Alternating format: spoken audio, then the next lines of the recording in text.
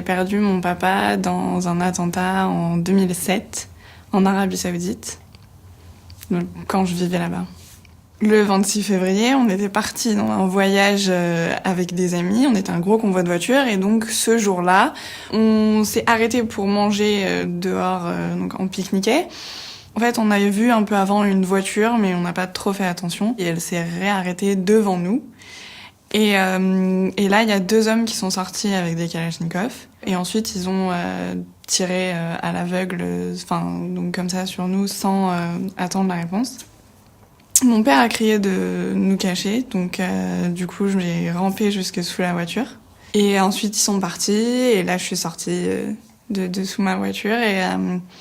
Et là, j'ai vu mon père, les yeux dans le vide. Et sur le moment, on réalise pas que son monde il s'écroule comme ça. Enfin, c'est très bizarre à expliquer vraiment parce que moi, j'ai eu beaucoup de mal à comprendre. En plus, j'avais 11 ans, donc sur le coup, j'ai très très mal réagi. Quand j'ai vu mon père, j'ai hurlé. Et après, sur une longue période. J'étais complètement perdue psychologiquement. Je suis rentrée en France. Ma vie a complètement changé. Ça a été très très dur.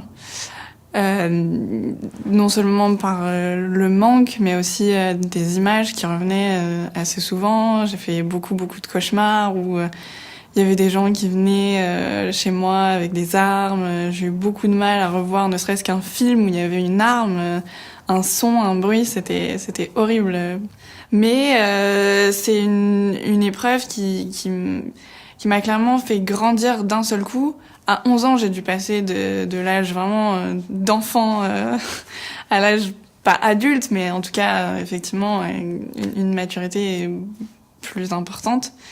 Et à comprendre certaines choses et vivre ensuite, se créer sans un père, c'est compliqué. Et c'est sûr que ça m'a rendue beaucoup plus forte. Et aujourd'hui, il y a plein de choses que je vais pas du tout voir comme d'autres personnes probablement vont voir dans la vie, des épreuves de la vie qui me paraissent probablement plus faciles, c'est sûr.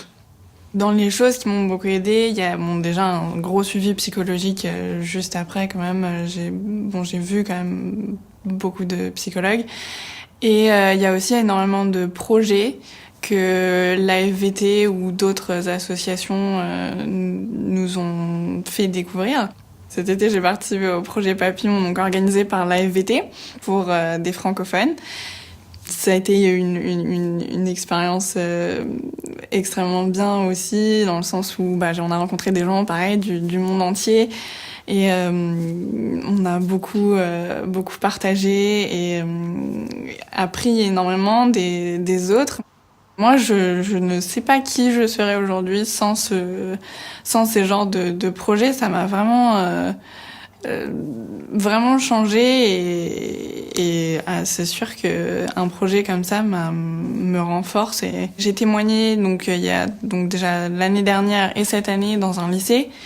Devant 500 jeunes à peu près, pour leur raconter mon histoire et pour justement parler du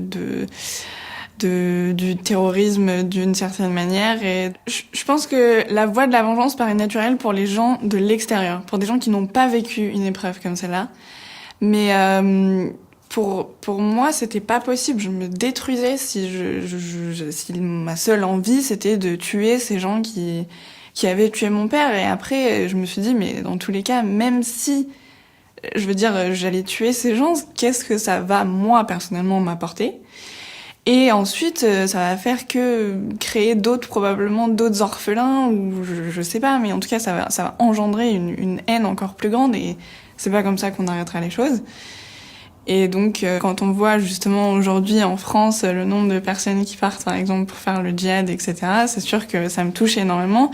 Et je me dis, est-ce que si, par exemple, je témoigne à quelqu'un qui est dans ce processus-là, mais qui n'a pas encore atteint ce point-là, et que ça peut le toucher et que ça l'empêchera de partir ou de tourner justement vers cette haine, et moi, ce sera une des plus grandes satisfactions et ce sera un plus grand bonheur pour moi, et c'est pour ça que je le fais. Je me dis, même si j'arrive à toucher une personne sur 500, c'est déjà ça.